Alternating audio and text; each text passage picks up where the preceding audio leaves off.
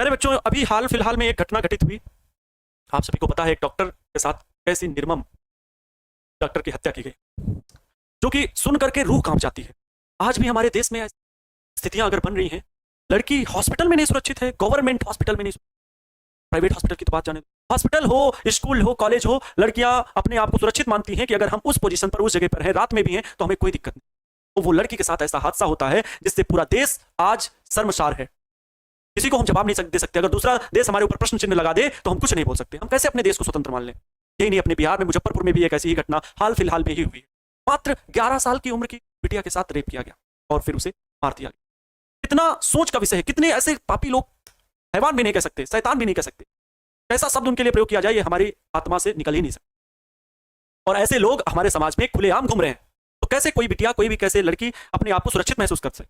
मैं देश से गुजारिश करता हूं, सरकार से हो, चाहे केंद्र सरकार हो, चाहे राज्य सरकार हो, सभी से बोलना चाहता हूं कि स्कूल में, कॉलेजेस में, ये मेरी अपनी प्रतिक्रिया है, अपनी राय है, स्कूल और कॉलेजेस में प्रॉपर लड़कियों को अलग से अपने सुरक्षित रहने के लिए, अपना सेल्फ कॉन्फिडेंस मजबूत करने के लिए उन्हें अपनी सेफ्टी के लिए ट्रेनिंग दी जानी चाहिए, जिससे कि वो अपनी सुरक्षा, कभी ऐसे मामले आए तो वो कर सकें। ऐसी हत्या वहां हॉस्पिटल में, जहां पे सेमिनार रूम था, उसमें लड़की, पूरा बड़ा हॉस्पिटल, मेडिकल कॉलेज है, और लड़की ने 5 साल दिए थे। 5 साल उसने एमबीबीएस किया। ठीक है, नीट यूजी का एग्जाम होता है, आप सभी को पता है, आप लोग भी, बहुत सारे बच्चों का ड्रीम होगा कि हम नीट यूजी का एग्जाम दे करके एमबीबीएस एग्जाम, सर 5 साल के एमबीबीएस की डिग्री प्राप्त करें। 5 साल नहीं होता है वो भी प्यारे बच्चों, कितना होता है? 4.5 साल आपको पढ़ाई करनी होती है और 1 साल का इंटर्नशिप होता है, लगभग 5.5 साल का कोर्स होता है।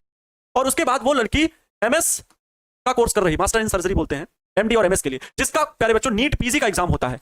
नीट पीजी का एग्जाम को देकर के वो 2 साल के लिए लगभग ये होता है कोर्स। अब बताओ, वो क्या 7 साल अपने जीवन को व्यतीत कर रही थी? क्या इसी दिन के लिए व्यतीत कर रही थी? 36 घंटे से वो वर्किंग आवर में टाइम में थी। 36 घंटे वो उसका वर्किंग आवर था। वर्किंग आवर समझ नहीं सकते। आपको पता भी है कि डॉक्टर जो होते हैं प्यारे बच्चों, बहुत ज्यादा मेहनत करते हैं, 16-16 घंटे की ड्यूटी करती है। एक ऐसे प्रोफेशन को उस लड़की ने चुना था जिसे पता था कि सामने आने वाले टाइम पे हमारे बहुत सारे चैलेंजेस होंगे। समझ सकते हैं सर्जरी के केसेस में किस तरह की सर्जरी करनी पड़ती है, और वहां पर डॉक्टर्स को वो चीजें फेस भी करनी पड़ती है। डॉक्टर को हम लोग भगवान मानते हैं, और ऐसे लोग समाज में खुलेआम घूम रहे हैं जिन्होंने ऐसी घटना को अंजाम दिया। आखिर क्यों हमारे देश में ऐसी घटनाएं सुनने को मिलती? उत्तराखंड में ही हाल फिलहाल में भी ऐसा ही घटना हुई और सरकार चुप रहती है। इस केस को सीबीआई में भेज दिया गया है। इस केस को सीबीआई ने, सुप्रीम कोर्ट ने भेज दिया है। अरे भाई, ये किस लिए ऐसा? हाई कोर्ट ने कहा कि पुलिस ने कहा, पहले तो पुलिस के पास ये केस था, पुलिस ने कहा हमसे नहीं हो सकता, हाई कोर्ट ने दिया, हाई कोर्ट के पास केस गया, हाई कोर्ट ने कहा भैया तुम संभालो, सुप्रीम कोर्ट ने कहा भैया तुम संभालो, सीबीआई। और सीबीआई, वही सीबीआई जो सुशांत सिंह राजपूत जैसे केसेस को नहीं सुलझा पाई, जो बहुत सारे केसेस आज भी पेंडिंग है, उस सीबीआई को दिया गया है केस। और इसके पीछे इतना बड़ा राज है कि उस लड़की को, जो 31 साल की है, मात्र 31 साल की वो लड़की है, वो डॉक्टर है, 31 साल की वो डॉक्टर है। और वो डॉक्टर जो अभी इंटर्नशिप, मतलब नीट पीजी करने के बाद, एग्जाम को क्रैक करने के बाद, अभी 2 ईयर के लिए इंटर्नशिप प्रोग्राम में थी और जूनियर डॉक्टर के पद पर वो कार्यरत थी। उनके साथ ऐसा कार्य हुआ, सेमिनार रूम में 3:30 से 4 बजे, मतलब मॉर्निंग टाइम में, क्योंकि 36 घंटे की ड्यूटी लगातार चल रही थी। और इसके पहले उन्होंने घर पे अपने फोन करके भी बताया कि पापा मैं आज खाना होटल से ऑर्डर की हूं और सभी लोग मेरे साथ हैं, और सभी लोग बैठ करके खाना खाए। लेकिन फिर उन्हीं में से जो जिसका पेशेंट था वो उनके पास चले गए, 4-5 लोग जो और साथ में डॉक्टर की टीम थी, वो अपने अपने पेशेंट के पास चले गए। इनको लगा कि हम बहुत थक गए हैं और हमारा पेशेंट अभी ठीक है, कोई दिक्कत नहीं है, तो वो वहीं पर रेस्ट करने लगी। और उसी सेमिनार रूम में एक, तो मैं नाम नहीं लेना चाहूंगा उन लोगों के, और वो एंटर करते हैं और फिर ऐसी खतरनाक घटना होती है। और वहां के प्रिंसिपल जी क्या बोल रहे हैं? वहां के प्रिंसिपल बोल रहे हैं कि लड़की ने सुसाइड किया है, लड़की ने सुसाइड किया है। बताइए, इसका मतलब ये बहुत बड़ी प्लानिंग भी हो सकती है। इसका मतलब ये है कि इसमें एक लोग के हाथ नहीं है, बल्कि बहुत सारे लोगों का हाथ भी हो सकता है। इस बात का पता लगाने के लिए अभी सर्च जारी है। तो हम एक ऐसे देश में रह जी रहे हैं जहां पर लड़की सुरक्षित नहीं है। और मैं लड़कों से भी ये आवाज लगाना चाहूंगा कि हमेशा अपने बहन बेटियों के लिए, जब भी आपका कदम उठे, जब भी आपको लगे कि मैं इनकी मदद कर सकता हूं, तो बिल्कुल मदद करने के लिए पीछे मत हटना। बिल्कुल भी, कभी भी मदद करने के लिए पीछे मत हटें। ठीक है, और अपनी सोच को हमेशा सार्थक रखें, अपनी सोच को हमेशा सकारात्मक रखें, कभी नकारात्मक सोच की ओर आगे ना बढ़े। ठीक है, और ऐसे लोग अगर समाज में जी रहे हैं तो उन्हें, तो मैं यही कहता हूं सरकार से कि उन्हें बीच चौराहे पर जिंदा लटका देना चाहिए, और उसके बाद ऐसे ऐसे आघात करने चाहिए, ऐसे ऐसे प्रहार करने चाहिए, उसकी रूह कांप जाए। छोड़ दीजिए आप, सरकार छोड़ दीजिए कानून व्यवस्था बनाना। रेप के लिए, ऐसे केसेस के लिए जनता ही काफी है, उसका न्याय वो खुद कर लेंगे।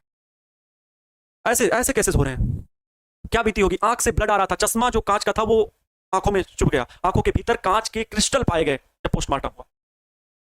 समझ रहे हैं? डेड बॉडी को बीच से काफी कट कर दिया गया था। बताने में बहुत दिक्कत हो रही, मैं नहीं बता सकता। गले की हड्डी टूटी हुई थी, नाखून जो है, नेल्स जो है, उनमें स्क्रैचेस। मतलब वो कितना तड़पी होगी, कितना कुछ बर्दाश्त किया होगा, और उसके बाद वो दरिंदा वहां से बाहर भी निकल आता है। तो हम अपने जहां पर काम कर रहे हैं वहां नहीं सुरक्षित है, तो कैसे हम मान लें कि देश आजाद हो गया? बहुत सारी चीजें प्यारे बच्चों, और इसे हमें और आपको बदलना होगा। क्या आप सभी इस चीज में सहमत हैं? अगर सहमत हैं तो एक बार यस सर लिख के भेजेंगे और इसको बदलने का निर्णय करेंगे।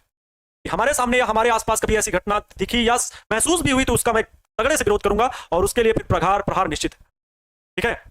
अपनी बहन और बेटियों की सुरक्षा के लिए अगर मुझे कठोर कदम उठाने पड़े तो मैं उठाऊंगा, और आने वाले इस रक्षाबंधन में ऐसी ही शपथ हमें लेनी। वो केस कोलकाता का और एक केस मुजफ्फरपुर का हमारे बिहार में, जो 11 साल की लड़की, मात्र 11 साल की लड़की, सोचिए दरिंदगी की हदें पार किए हुए।